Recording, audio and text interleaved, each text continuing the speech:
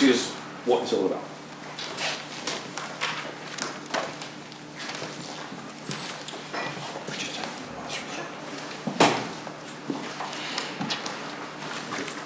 What's going around now is a handout which has got all the steps written on it and a bit of further explanation.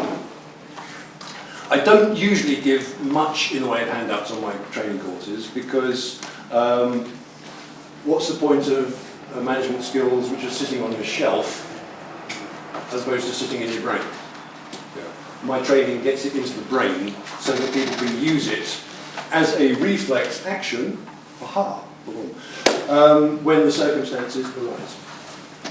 But because this one is taken a bit out of context, I felt the need to give you a bit of background of it. Okay, so you will find all the steps listed there. So I'll just briefly go through these, and then we'll get on to doing something with them.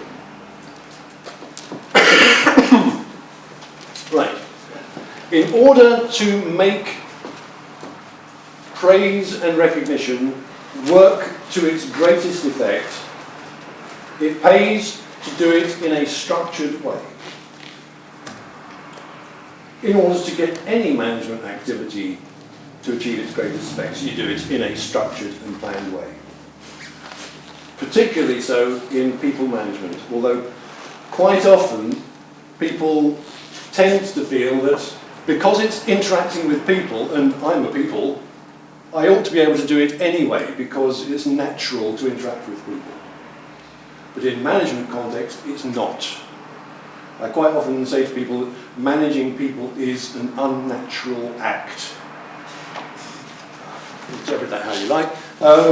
It is unnatural. It doesn't feel normal when you do it, although you get more used to it as you go on. So don't worry if you don't feel entirely comfortable doing people management. It gets easier. And it is acting. You are acting the role of a manager. You're doing the things that a manager does. And when you do those things, when you act it out, you become a manager. You are a manager. So it is an unnatural act. So it is a planned activity, it is acting, and it is working through a sequence which I can guarantee you does work. Some other sequence could work, but it will just take you longer to achieve your end result, that's all.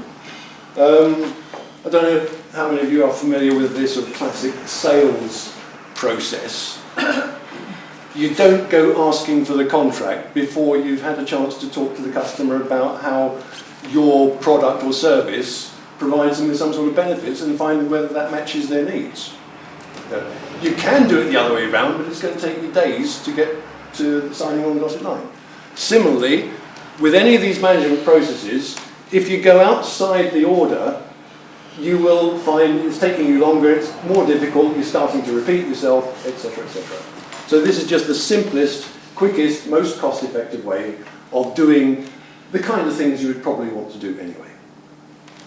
Okay, so your first step is to describe specifically to the person that you're dealing with the reason that you're talking to them.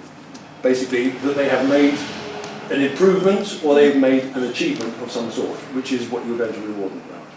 Now, this is quite important in a managerial context because any management meeting, it pays to establish the purpose of the meeting before you start.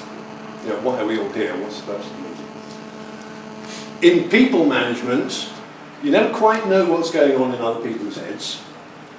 And there could be situations where, for example, you're seeking to use praise and recognition on one strand of a person's behaviour or performance that has improved, where there's others that you may have been talking to about which haven't yet improved.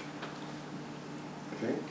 Or they may feel that they've been brought in for what is known technically in managerial speak as bollocking, because that's what they usually get from their manager.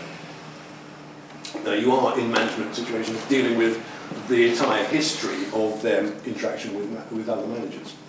So, quite often people don't know why you've approached them. And so it pays to put them at their ease and to identify precisely what this meeting is about. It's not going to be a very long meeting. You can achieve the results in 2 or 3 minutes. That's it.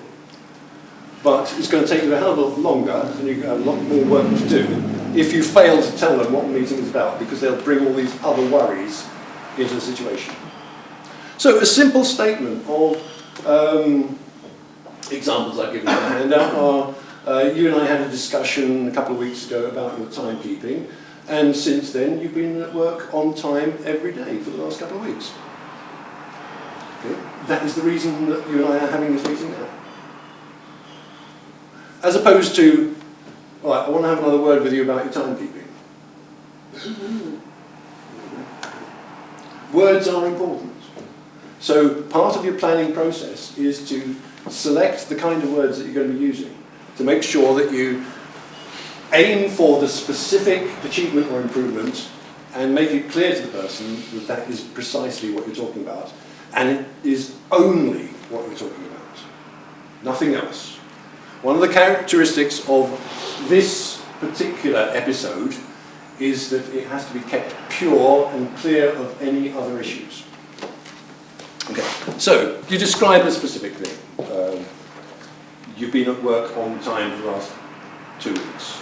Or the reports that we talked about are now much clearer, easier to read because they're set out in paragraphs with labels on.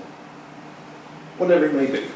You pick the thing appropriate to your particular business. Okay. Somebody turns up with the right set of tools. Okay, so that's step one. And you're not going to make any progress until you've done that one, so you might as well do it well. And it also gives you the opening gambit. It gives you a bit of mental control over how the interaction is going to go. Now, it's not actually going to be very interactive at this point. It's not going to be interactive at all, really. You're just telling the person why this meeting exists. Now, the next bit is important. Well, it's all important, but the next bit is crucially important. If you're going to use praise and recognition as a means of changing somebody's performance or behaviour, it certainly helps, and I would say it's essential, for them to know the reasons that you consider it important. Now, one of the characteristics of dissatisfaction in organisations is people say, I don't really know what's going on. I don't know the big picture. I don't know how my work relates to other people's work. Because nobody ever tells you. This is an opportunity for the manager to enhance that understanding. You may not yet understand why what you've done is important, but I'm now going to tell you. Because not only does it help me, which is one brownie point, because people actually do like to help their managers, whatever else they might say. Not only does it help me, it also helps your colleagues work together better as a team, or it helps the organisation do this, that and the other. Because that bit that you do, or you've achieved, fits in this way and prevents these problems or creates these opportunities or whatever it may be. That's why it's important, that's heading towards, that's why I'm pleased. Okay? So putting it in context, explaining precisely the reason that it's important to you or the work group or the organisation or mankind in general, depending on what context you're working in, is the necessary next step. And again, you do all the talking on this one, you do all the talking on this one. Once you've done that, that's when the other person would naturally feel a need to respond in some way.